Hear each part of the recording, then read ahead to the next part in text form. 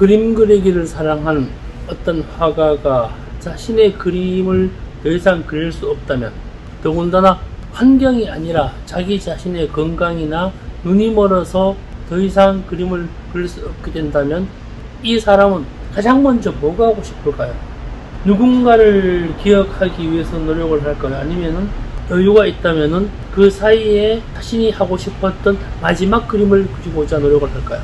그렇지 않으면 자기의 삶을 자포자기한 심정으로 타락과 자기 학대에 대한 현실을 받아들일까요? 삶의 가치를 어디에서 찾아야 할까요? 안녕하세요. 미술만평 84회차 박정소입니다. 좋아요와 구독은 가을을 더 풍성하게 합니다. 가치라는 말은 값어치라는 가격의 상하 이야기를 할 수 있지만 그것보다는 쓰임새라는 말이 더 합당할 것 같습니다. 가치가 떨어졌다는 말은 가격이 낮아졌다는 의미와 함께 그만큼 쓸모가 없어졌다는 말이 됩니다. 내일을 알 수 없는 연인이 있습니다. 이들은 신분과 격차, 사회적 조건을 무시한 지고지순한 사랑을 합니다. 시력을 잃어가는 화가 지망을 생 여자와 내일이 없이 오늘만 사는 노숙자 남자가 만납니다. 아무것도 없는 남자는 여자에 집착하고 많은 것을 가지고 있는 여자는 모든 것을 버리려고 합니다. 집착을 버리려고 합니다. 가지려고 하는 마음과 버리려고자 하는 마음이 만나 암묵적 관계가 형성됩니다. 남자는 집착이 생기고 여자는 집착을 버리려 합니다. 시력을 잃어갈 즈음 아내를 잃어 시련에 빠져있는 남자의 도움으로 렘브란트를 만납니다. 무슨 얘기냐고요? 보신 분은 아시겠지만 뽕네프의 연인들에 나오는 이야기들입니다. 렘브란트는 네덜란드가 사랑한 최고의 화가 중에 한 사람이죠. 밝음과 어둠을 잘 활용했기 때문에 미술사에서 빠질 수 없는 사람이기도 합니다.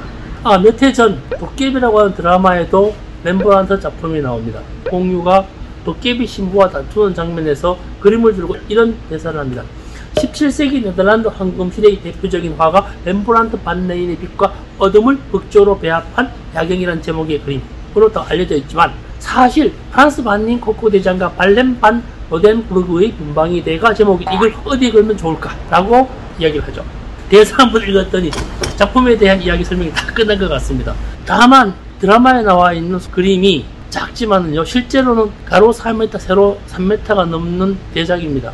그런데 재밌는 거는요, 렘브란트 화가 인생에서 야경이라는 이 작품으로 인해 초상화가의 명성을 다 날려먹습니다. 이전에는 꽤 유명했었거든요.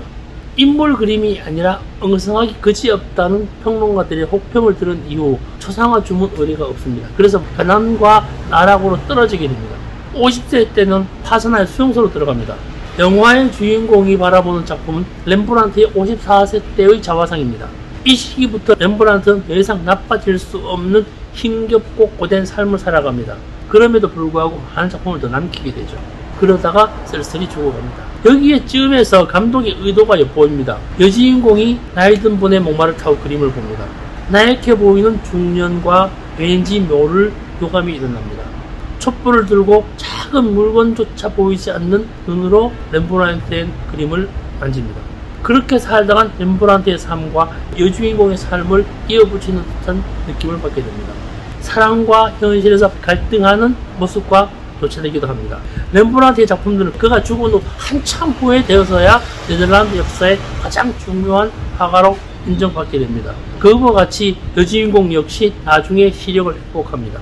일렁이는 촛불의 그림자와 빛이 있다는 정도를 느끼는 여주인공, 명화를 만져서는 안 된다는 사실을 잘 알고 있는 여주인공의 손끝에서 만져지는 렘브란트의 그림에 대한 촉감들, 목마를 태우고 있는 노년의 힘겨움, 무엇인가 해야 된다라고 하는 희망, 몰래 들어온 미술관, 이러한 것들은요, 영화 속에서 보여지는 노년의 한스와 남자 알렉스, 여자 미셸, 전남친 줄리앙, 공사 중인 다리, 노숙의 삶, 이런 것들과 몹시 교차됩니다. 순전히 개인적인 감상평이지만 감독이 말하고자 했던 모든 것들이 이 한 장면에 녹아져 있다고 생각을 합니다. 그런데요, 뽕네프의 다리는 영화 개봉하기 전에 1984년 크리스터라고 하는 설치미술가에 의해 작품으로 분한 바 있습니다. 이 설치미술가는 2020년 5월에 세상을 등집니다. 늦었지만 훌륭했던 예술가의 삶과 애도의 뜻을 빼봅니다.